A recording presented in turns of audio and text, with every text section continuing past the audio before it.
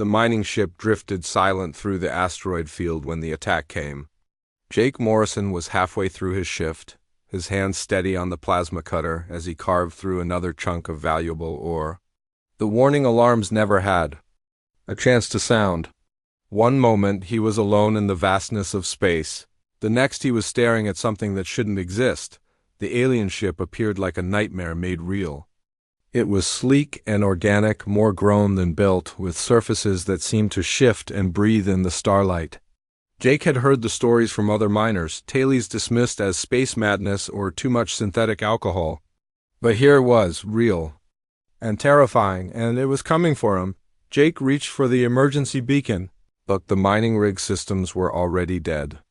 The aliens had done something to knock out his electronics without damaging the ship itself.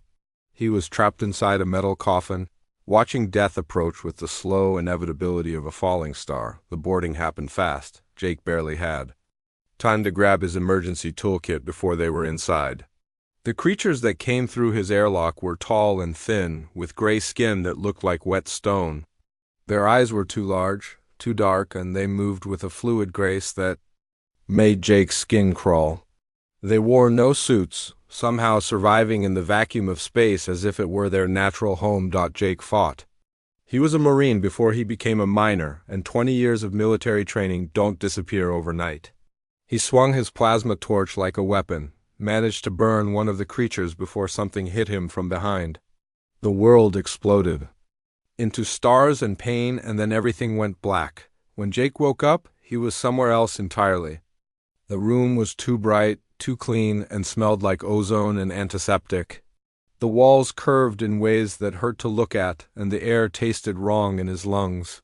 He was lying on something that might have been a bed if beds were made of liquid metal and adjusted themselves to his body. "The specimen is awake," a voice said in perfect English. Jake turned his head and saw one of the gray creatures standing near what looked like a control panel. Its mouth didn't move when it spoke, but somehow the words came from its direction. "Where am I?" Jake asked, sitting up slowly. His head throbbed, and there was a metallic taste in his mouth. "You are aboard the research vessel Nexus Prime," the creature replied. "I am Dr. Crixol, xenobiologist with the Galactic Collective. You have been selected for study." Jake looked around the room more carefully. It was clearly a cell, despite the alien's clinical words. The walls were transparent on one side, showing a corridor beyond. Other creatures moved back and forth, some carrying devices that hummed with energy. All of them looked at Jake with the same cold curiosity he might show to a bug in a jar. "Study?" Jake said. "What kind of study?" "Your species has become a point of interest to the collective," Dr. Crixel explained. "Humans are unpredictable. We wish to understand what makes you different from other primitive species." Jake almost laughed. Primitive, these creatures had ships that could appear from nowhere and technology that seemed like magic, but they thought humans were primitive. Maybe that was an advantage. "I'm happy to help," Jake said, forcing a smile. "What do you want to know?" The alien's large eyes seemed to study him for a long moment. "Your cooperation is unexpected. Most species react with fear or anger when captured." "I'm just a miner," Jake said with a shrug. "I've got nothing to hide. Besides, this is the most interesting thing that's happened to me in years." Over the following days, Jake learned more about his captors. The Zephyrians were part of something called the Galactic Collective, a group of advanced species that had been exploring the galaxy for thousands of years. They saw themselves as scientists and explorers, cataloging lesser species like humans with the same detached interest that human scientists might study insects. Commander Veltar was the ship's leader, a tall creature with skin like polished stone and eyes that never seemed to blink. He visited Jake's cell regularly, asking questions about human culture, technology, and psychology. Jake answered everything with enthusiasm, painting humans as curious but harmless creatures who had barely figured out how to leave their own planet. "Tell me about your military," Veltar said during one visit. Jake scratched his chin thoughtfully. "We don't really have one military. Each country has its own army, and they mostly fight each other." "Pretty primitive stuff," Bullets and explosives, mostly. Nothing like what you have here. But you were a soldier, the commander said. Your records indicate military service. Marines, yeah, Jake said. But that was just peacekeeping stuff. Breaking up fights, mostly, nothing serious. Jake was lying, of course. He'd seen combat on 3 different worlds, had led missions behind enemy lines, and knew 17 different ways to kill someone with his bare hands. But the aliens didn't need to know that. The ship's security chief, Captain Zorth, was less trusting. He was shorter than the others, with scars across his gray skin and eyes that missed nothing. He questioned Jake about human defenses, about Earth's military capabilities, about the locations of human colonies. Your people must have some way to protect themselves, Zorth said. No species survives to spaceflight without learning to fight. We fight, Jake admitted, but it's all pretty basic stuff. We're not very good at it, to be honest. That's why we stick to mining and trading. Leave the fighting to species that are better at it. The lies came easily. Jake had always been good at reading people, and aliens weren't so different. They wanted to believe that humans were harmless, so he gave them exactly what they expected to hear. Between interrogations, Jake explored his cell and watched the crew. The Zephyrians kept regular schedules, changing shifts every 8 hours. There were 23 crew members total, not counting the prisoners in other cells. Jake had seen glimpses of them, other species that had been captured for study. None of them seemed to be planning escape. The ship itself was a marvel of technology. The walls seemed to be alive, responding to touch and thought. The artificial gravity never fluctuated and the air was always perfect. Jake learned that the Nexus Prime was heading for a research station deeper in collective space where he would be transferred to a permanent facility. How long until we get there? Jake asked Dr. Crixel during one of their sessions. Approximately 15 of your days, the alien replied. Why do you ask? Just curious, Jake said. I've never been this far from home before. What he didn't say was that 15 days was plenty of time. Time to learn the ship's layout, memorize the crew's routines, and prepare for what came next. The aliens thought they had captured a harmless miner, but Jake Morrison was much more than that. He was a weapon, and weapons were meant to be used. The Zephyrians had made their first mistake by taking him alive. They would realize soon enough that it would also be their last. The days passed slowly aboard the Nexus Prime, but Jake Morrison was not wasting time. While the Zephyrians continued their tests and questions, Jake was conducting his own investigation. Every conversation was a chance to learn something new about his captors. Every moment alone was time to study his prison. Dr. Crixel visited twice each day, always at the same times. She would arrive with her recording devices and her clinical questions, never noticing how Jake's eyes tracked her movements. He learned that she carried 3 different tools on her belt, that she always checked the cell's lock twice before entering, and that she had a nervous habit of touching her throat when she was thinking. Tell me about human emotions, she said, during one session. Your species seems to experience them more intensely than most. Jake leaned back on his strange bed, appearing relaxed. We feel things pretty strongly, yeah. Love, hate, fear, anger, sometimes it gets us in trouble. And how do you control these emotions? We don't, really, Jake lied smoothly. That's why we fight so much. We can't help ourselves. What Jake didn't mention was the 20 years of military training that had taught him to control every emotion, to think clearly under pressure, and to hide his true feelings behind whatever mask the situation required. The Marines had made him into something the aliens couldn't understand, and he was counting on that blindness. Captain Zorth was more suspicious than the others. The scarred security chief would appear at random times, watching Jake through the transparent wall. His visits had no pattern, which told Jake that Zorth was trying to catch him doing something. The problem was, Jake was always doing something, just not what they expected. The human watches us, Zorth said to Commander Veltar during one of their conversations outside Jake's cell. They spoke in their own language, but Jake had been listening carefully and was starting to understand basic words. All prisoners observe their captors, Veltar replied. It is natural curiosity. This feels different, Zorth insisted. The way he looks at us? The questions he asks? He's gathering information. About what? He is trapped in a cell with no way to escape. What could he possibly do with information? Jake continued to pretend sleep while they talked. Zorth was right, of course, but Veltar's dismissal was exactly what Jake needed. The commander's arrogance was a weakness Jake could exploit. The ship's routine was becoming clear. The crew worked in 3 shifts, with the smallest team working during what they called deep night. Security was lighter then, with only 2 guards patrolling the prisoner areas. Jake had counted the minutes between their rounds, noted which corridors they avoided, and memorized the locations of every camera and sensor. During his conversations with the crew, Jake asked innocent questions that revealed crucial information. He learned that the ship's power core was located 3 decks below his cell, that the communication array was lightly guarded, and that the escape pods were stored near the main airlock. Each piece of information was gathered casually, buried in longer conversations about human culture or Earth's history. How many people live on your planet? Commander Veltar asked during one visit. About 8 billion, Jake replied. Maybe more, we're not great at keeping track. And how many of them are soldiers? Jake pretended to think about it. Maybe 1%. Most people just want to work and raise families. We're not really a military species. The truth was that Earth had millions of trained soldiers, not counting the veterans like Jake who could be recalled in an emergency. But the aliens wanted to believe humans were harmless, so Jake fed their assumptions.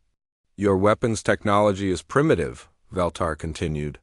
How do you resolve conflicts between your nations? Usually we just argue a lot, Jake said with a laugh. Sometimes we throw things. It's pretty embarrassing, actually. Jake was describing humanity as childish and ineffective, the opposite of what they really were.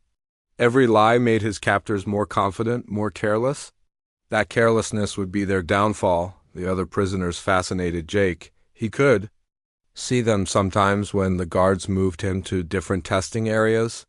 There was a creature that looked like a walking tree, another that seemed to be made of liquid metal, and something that might have been a giant insect. All of them seemed broken, defeated by their captivity. What happened to them? Jake asked Dr. Crixel as they passed the other cells. They have been here for various lengths of time, she replied. Some adapt better than others to captivity. Do any of them ever escape? Escape? Dr. Crixel seemed genuinely puzzled by the question. Where would they go? We are in deep space, far from any inhabited system. Escape is impossible. Jake nodded as if he understood, but he was thinking about the ship's layout, the location of the escape pods, and the navigation systems he had glimpsed during his movements through the ship. Impossible was just another word for difficult. The testing continued, but Jake noticed changes in the routine. The guards seemed less alert, Dr. Crixel was taking fewer notes, and even Captain Zorth's visits became less frequent. They were getting comfortable with their harmless human prisoner. That comfort was exactly what Jake had been working toward. He had spent years learning to read people, to understand their fears and desires. The Zephyrians were intelligent, but they thought like scientists, not soldiers. They saw patterns and expected behavior to follow rules. Jake was about to teach them that humans didn't follow rules. His questions became more specific, though, still carefully disguised. He asked about the ship's emergency procedures, about what would happen if something went wrong with the life support systems, about how the crew would respond to different types of problems. The aliens answered readily, pleased that their specimen was showing such intellectual curiosity. Your species learns quickly, Commander Veltar observed. Perhaps there is more potential in humans than we initially believed. We're good at adapting, Jake agreed. It's probably our best trait. The irony was perfect. Jake was indeed adapting, but not in the way they expected. He was adapting to become their worst nightmare. The ship's crew had settled into a routine. That included Jake as a predictable element. They saw him as curious but harmless, cooperative but contained. They had cataloged his responses to different stimuli, measured his physical capabilities, and documented his psychological profile. In their reports, Jake Morrison was described as a typical human male, slightly more intelligent than average but fundamentally primitive. None of them realized that Jake had been studying them just as carefully. He knew their schedules, their weaknesses, their blind spots. He had identified the key systems that kept the ship running and the people responsible for maintaining them. Most importantly, he had begun to understand something that would prove crucial in the days ahead. The Zephyrians had never met a predator like humanity. They were explorers and scientists, accustomed to dealing with species that were either too primitive to be dangerous or too civilized to resort to violence. They had no experience with creatures that could think like scientists and fight like barbarians. That inexperience was about to cost them everything. The change happened slowly at first, so slowly that the Zephyrians almost missed it. Jake Morrison had been talking less during his sessions with Dr. Crixel, his responses becoming shorter and more direct. Where once he had been eager to share stories about Earth and human culture, now he answered questions with simple yes or no responses. "Is something troubling you?" Dr. Crixel asked during what had become their daily routine. Her recording devices hummed quietly as she waited for his response. "No," Jake said without looking at her. He sat on his bed, staring at the wall opposite.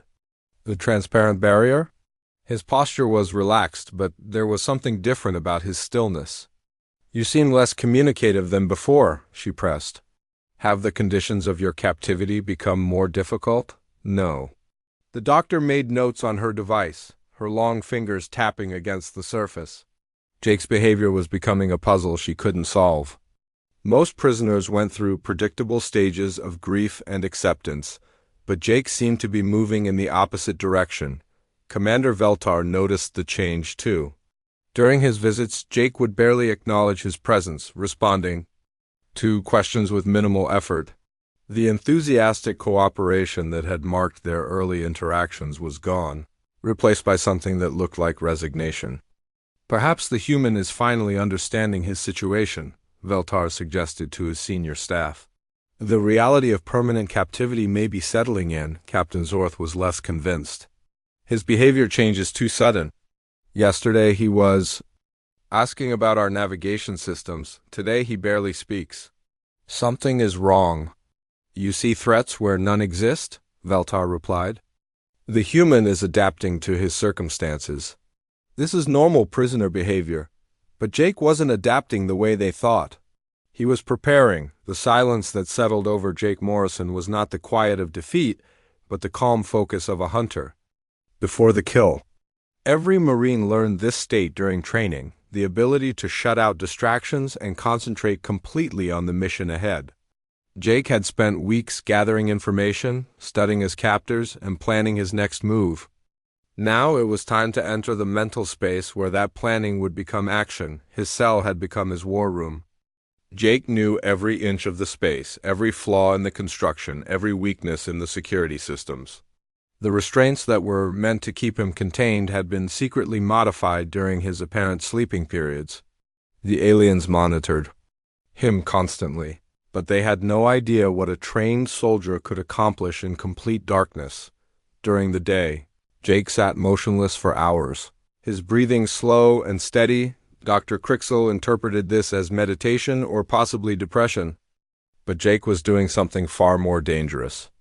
He was visualizing every step of his escape plan, running through scenarios, timing his movements, and preparing his mind for violence. The ship's routines had become as familiar to Jake as his own heartbeat. He knew that Guard Third Class Ketch would walk past his cell at exactly 14 minutes after each hour during the night shift. He knew that the security cameras in Corridor 7 had a blind spot near the maintenance panel. He knew that the emergency lighting system could be disabled from 3 different locations, and he had memorized the path to each one. Most importantly, Jake had been studying the aliens themselves. The Zephyrians were physically fragile compared to humans, their gray skin easily damaged and their movements slower in Earth-normal gravity. They relied on technology and numbers rather than individual strength, which made them vulnerable to the kind of close-quarters violence that Jake had been trained to deliver. Dr. Crixel's visits became exercises in frustration. She would arrive with her questions and recording devices, only to find Jake sitting in complete silence. He would acknowledge her presence with a slight nod, but nothing more. His eyes remained closed, his breathing unchanged, his body perfectly still. "The human subject appears to be entering a catatonic state," she reported to Commander Veltar. "This is highly unusual for the species. Previous studies indicated that humans become more agitated when stressed, not less." "Perhaps this one is defective," Veltar suggested. "We may need to acquire a new specimen." The word defective would have made Jake smile if he had been in a different state of mind. The aliens had no idea how perfectly functional he really was. Every hour of silence was another hour of preparation, another step closer to the moment when their careful plans would collapse into chaos. Captain Zorth made one final attempt to understand what was happening. He entered Jake's cell directly, something that had never been done before. The human didn't react to his presence, didn't even open his eyes as the security chief moved around the small space. "I know you can hear me," Zorth said in his rough voice. "Whatever you are planning, it will not succeed. This ship is impregnable." Jake's breathing never changed. His body remained perfectly relaxed, showing no sign that he had heard the threat. But behind his closed eyes, he was cataloging every detail of Zorth's visit, noting the captain's weapons, his movement patterns, his obvious nervousness. "You cannot escape," Zorth continued. "We are days away from the nearest inhabited system. Even if you somehow left this cell, you would die in the vacuum of space." Still no response. Jake might as well have been a statue for all the reaction he showed. Zorth stood there for several more minutes, waiting for any sign of acknowledgement, but Jake had become a master of controlled stillness. The captain finally left, more disturbed than before. There was something deeply unsettling about the humans. Complete withdrawal from the world around him. It felt less like surrender and more like the quiet before a storm. Jake's silence stretched into its third day. The ship's crew began to debate what to do with their unresponsive prisoner. Some suggested medical intervention. Others wanted to try different stimuli to provoke a reaction. Dr. Crixel proposed that they simply wait. Believing that the human would eventually return to normal behavior, Commander Veltar decided to change course toward the nearest collective research station. If the human had suffered some kind of mental breakdown, better facilities might be able to repair the damage. The decision was made during the night shift, when most of the crew was asleep and security was at its lightest. Jake felt the ship's course change through vibrations in the deck plates. His eyes remained closed, his breathing steady, but every sense was alert. The aliens thought they were solving a problem by heading to the research station, but they were actually giving Jake exactly what he needed. A larger facility meant more confusion when things went wrong. More people meant more targets and more chaos. Most importantly, it meant the aliens were so confident in their security that they weren't even considering the possibility that their prisoner might be planning something. The silence that surrounded Jake Morrison was not empty. It was full of potential energy, like a compressed spring waiting to be released. The Zephyrians had mistaken stillness for surrender, quiet for defeat. They were about to learn that when a human warrior goes completely silent, it doesn't mean he has given up. It means he is ready to begin. The silence broke at exactly 0347 ship time, during the deepest part of the night shift when only 5 crew members were awake. Jake Morrison's eyes opened in the darkness of his cell, and for the first time in days he moved. The restraints that had held him for weeks came apart in his hands like they were made of paper. Jake had been working on them every night, weakening the metal with tools he had improvised from his food containers. The aliens had been watching him sleep, never realizing that he was actually modifying the very systems designed to contain him.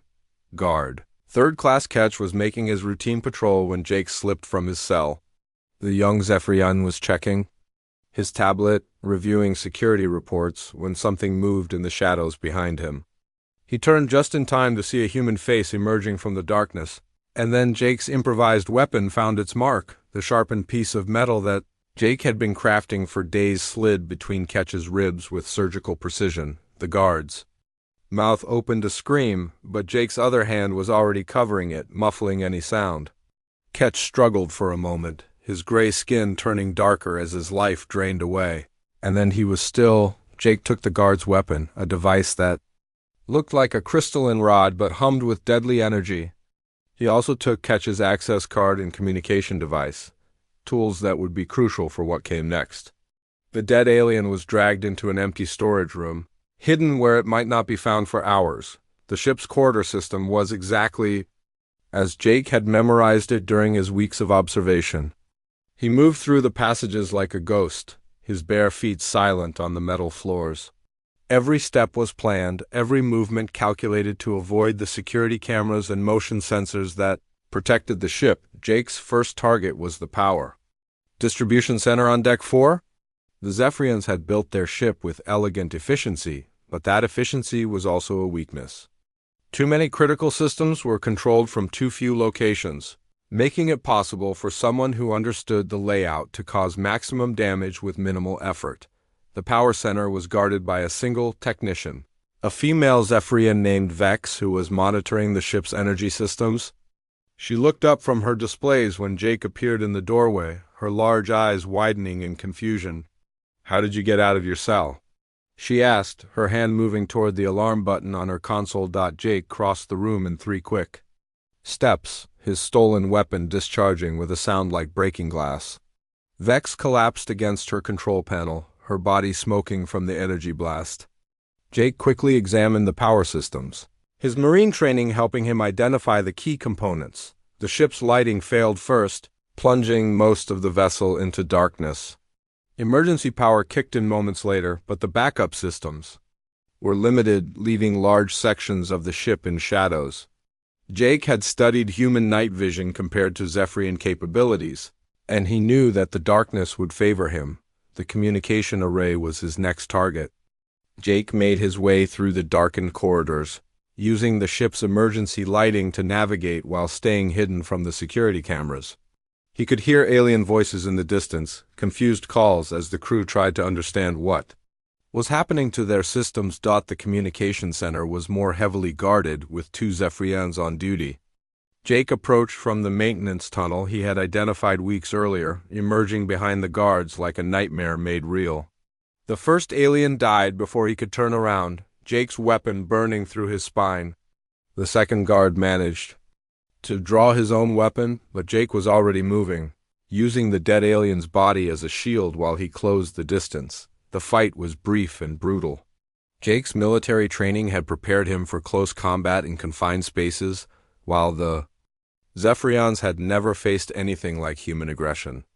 The second guard fell with his throat cut by Jake's improvised blade, his blue blood pooling on the floor. Jake quickly destroyed the communication equipment, using the alien's own weapons to melt the delicate circuits. The ship was now isolated, unable to call for help or transmit distress signals. Whatever happened next would happen in darkness and silence. The ship's artificial intelligence began broadcasting warnings throughout the vessel, its mechanical voice echoing through the corridors. In the Zephyrian language, Jake didn't understand all the words, but he recognized the tone of panic. The crew was finally beginning to understand that something was terribly wrong. Jake's next targets were chosen for maximum psychological impact. He left the bodies of his victims in positions where they would be easily found, their wounds clearly visible in the emergency lighting.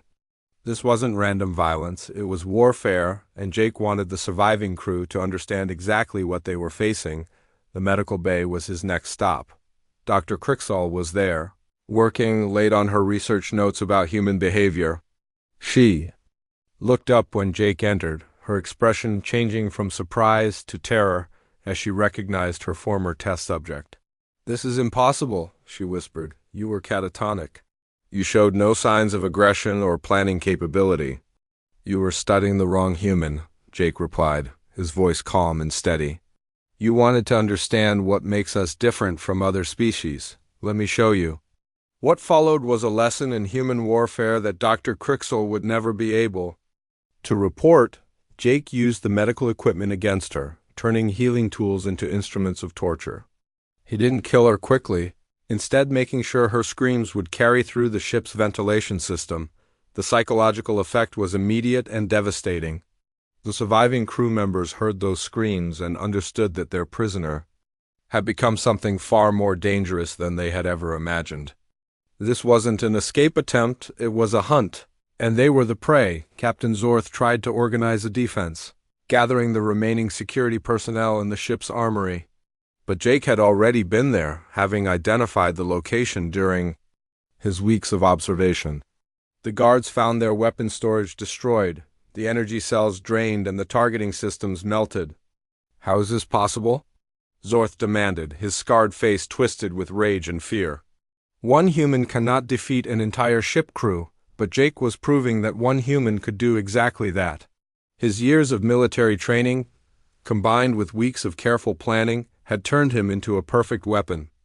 The aliens had never encountered anything like systematic human violence, and they had no idea how to respond. The ship's corridors became a maze of death as Jake moved through them with deadly purpose. He used the vessel's own systems against the crew, causing life support failures in strategic sections and turning the artificial gravity into a weapon. Every advantage the aliens thought they had was stripped away, leaving them helpless against human ingenuity and brutality. Commander Veltar finally understood what Captain Zorth had been trying to tell him. The human hadn't been broken by captivity. He had been preparing for war, and now that war had come to the Nexus Prime with a vengeance that would haunt alien nightmares for generations to come. The bridge of the Nexus Prime had become a tomb. Jake Morrison stood among the bodies of his former captors, his stolen alien weapon still warm in his hand. Commander Veltar lay crumpled against his command chair, his large eyes staring sightlessly at the ceiling. Captain Zorth was sprawled near the tactical station, his scarred face frozen in an expression of disbelief. Jake had saved them for last, hunting them through the ship's corridors like the predator he had always been. The commander's arrogance had lasted until the final moment, even as Jake explained exactly how he had planned every detail of their destruction. Zorth had fought harder, his military training giving him a few extra seconds of life, but in the end he had died like all the others. The ship's computer systems were still functioning, their alien interfaces glowing softly in the emergency lighting. Jake had spent weeks listening to the crew's conversations, learning enough of their language to understand basic commands. He approached the navigation console, his fingers moving carefully over the strange controls. The Nexus Prime's destination was easy to change. Jake programmed new coordinates into the system, setting course for the nearest collective military outpost. The ship's engines hummed to life, carrying their grim cargo toward a rendezvous that would change everything. Jake activated the ship's recording systems, the same devices that had been used to document his captivity. His voice was calm and steady, as he spoke, showing no trace of the violence that had just ended. "This is Jake Morrison, former Marine, citizen of Earth. I was taken from my mining ship by aliens who wanted to study humans. They thought we were primitive, harmless creatures who could be captured and experimented on without consequences. They were wrong." Jake gestured to the bodies around him, the camera systems automatically tracking his movements. "This is what happens when you underestimate humanity. We are not your specimens, we are not your subjects. We are apex predators, and we have been fighting wars since before your species learned to make fire." He moved to the communications station, his hands working quickly to prepare the message for transmission. The recording would be broadcast to every collective ship and station within range, carrying with it proof of what a single human could accomplish when pushed too far. "You took me to learn about human nature," Jake continued. "Consider this your education. We are patient when we need to be, violent when we must be, and we never forget those who wrong us. Your collective has made an enemy of Earth, and we are coming for you." The transmission systems activated, sending Jake's message racing across the galaxy at faster-than-light speeds. The recording would reach collective headquarters within hours, carrying with it the security footage of Jake's systematic destruction of the Nexus Prime's crew. Jake spent the next several hours exploring the ship more thoroughly now that he had the freedom to move without fear of discovery. The alien technology was impressive, but not incomprehensible. Human engineering was different, more brutal perhaps, but no less effective. Jake found himself understanding the ship's systems better than its creators had intended. The other prisoners were still alive in their cells, the various alien species that had been captured for study. Jake considered releasing them, but decided against it. They had been broken by their captivity, reduced to shadows of their former selves. They would be evidence of the collective's crimes, proof that humanity was not their first victim. The ship's databanks contained detailed information about the Galactic Collective, their military capabilities, their trade routes, their populated worlds. Jake copied everything onto portable storage devices, intelligence that would be invaluable to Earth's military when the time came for war. Days passed as the Nexus Prime continued its journey toward collective space. Jake used the time to prepare his final message, a transmission that would be sent just before the ship reached its destination. This recording was different from the first, more personal, and infinitely more threatening. "My name is Jake Morrison," he began, sitting in the captain's chair surrounded by the bodies of his enemies.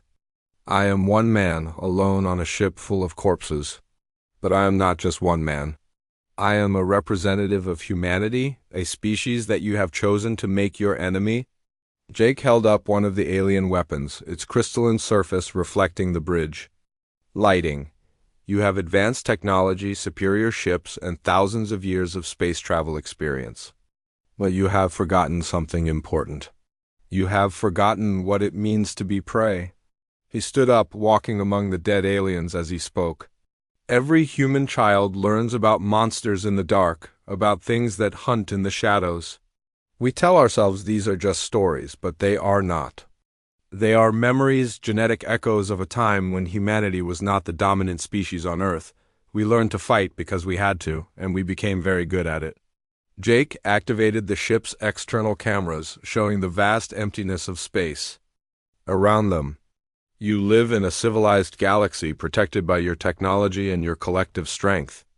But civilization is just a thin layer over the savage heart of every species. Humans never forgot that truth, and now we are going to remind you." The Nexus Prime dropped out of hyperspace near a collective military station, its hull scarred and its systems damaged from Jake's sabotage. The station's sensors immediately detected the ship's approach, but they were unprepared for what they found. Jake's final transmission went out on all frequencies, carried by the ship's powerful communication array. His message was simple and direct, delivered in the calm voice of a man who had already won his war. "This ship carries the bodies of 23 collective citizens who made the mistake of capturing a human. Their research is complete, their questions answered. We are not primitive. We are not harmless.